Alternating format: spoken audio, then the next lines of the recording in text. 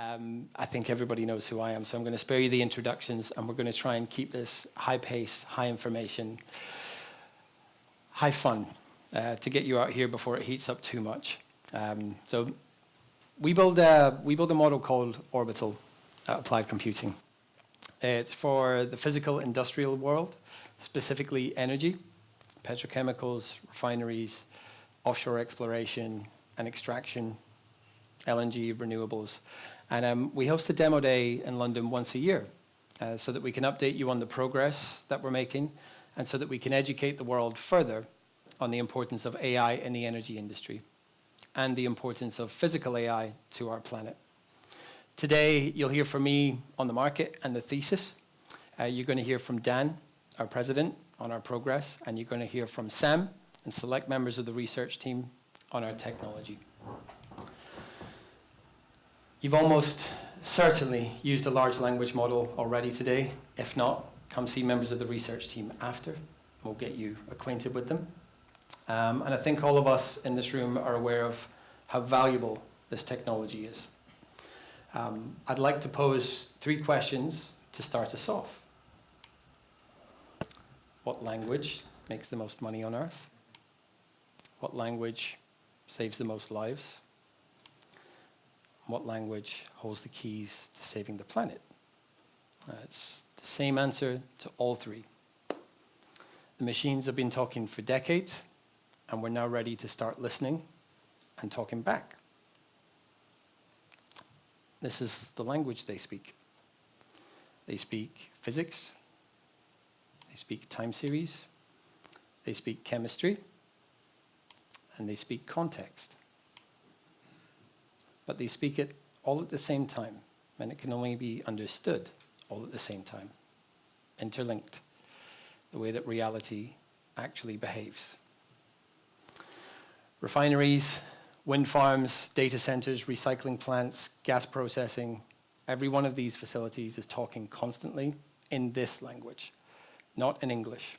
Right now in this room, there's sensors logging temperature, hopefully, humidity, air quality, even the volume of my voice in this room. It's a handful of signals. But in an industrial facility, imagine that 1,000 times the scale and the speed. Hundreds of thousands of sensor transmissions every second. Temperature, pressure, velocity, viscosity, volume, you name it, second after second for years. The machines have been telling us what's about to happen before it happens. So let's have a look at what listening is actually worth. Let's start with what a 1% increase in productivity of the internet gives us. The digital economy, so everything we've spent 2 decades optimizing, is about $16 trillion.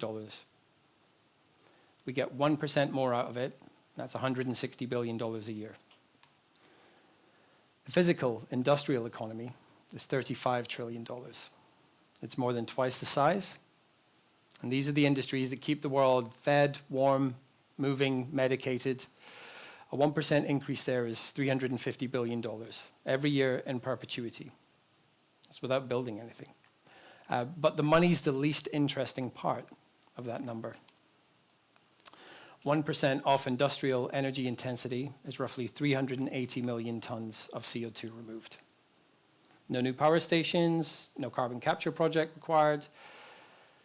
To put that into context, it's about a month of Taylor Swift flying around. Joking. At least I got a couple of laughs. It's 1.5 United Kingdoms.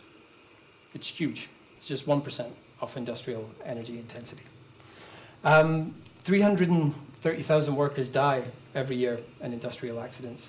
The machines were generating all those signals telling us what was about to happen before it happened. A model that's able to read and reason with them all is able to tell us what's about to happen, and we avoid that figure. There's also 730 million people without electricity at all. The bottleneck there isn't the ambition, it's the cost, it's the reliability of the systems that produce and move energy. Every point of efficiency we recover there closes that gap.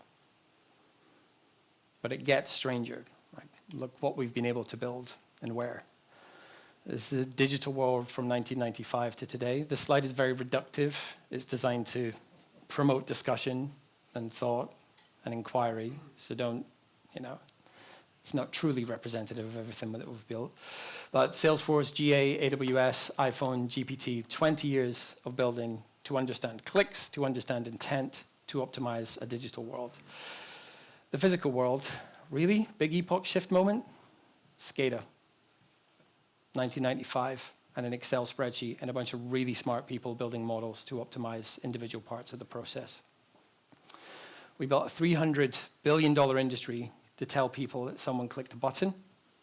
The physical world got a control system and a spreadsheet. And you can see where this comes from when you look at where we point compute. 98% of spend on global compute goes to the virtual world. 2% to the physical systems that actually run civilization. We've aimed almost all of our intelligence, all of our GPU power at the smaller, easier problem. Probably because that's the fastest place you can make money, and most of this is backed by venture capitalists, but we're here to change that. 90% of industrial sensor data goes completely unanalyzed. The data streaming out of the refinery, the cracker unit, the compressor train, right now. The machines have been talking, the data's collected, it's just sitting there. But you cannot talk to a refinery in a language it does not speak. That's the problem we set out to solve at Applied Computing. We built Orbital because we know that the most valuable, most under-leveraged data sets on Earth are the operational data produced by the physical industrial world. And that unlocking it requires a fundamentally different kind of model. Not a language model, not a standard machine learning pipeline. Orbital ingests time series and contextual information together in the same model, and it understands them simultaneously, the way the world actually works. It's a model that operators can trust in the most consequential industrial environments on Earth. Today, you're going to hear about our progress over the past year. You'll hear next from our president, Dan Jevons, and then my co-founder, Sam, and select members of the research team.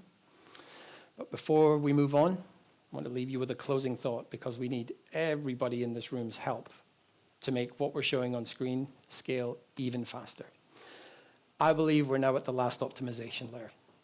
That 2% of compute is not going to stay 2%.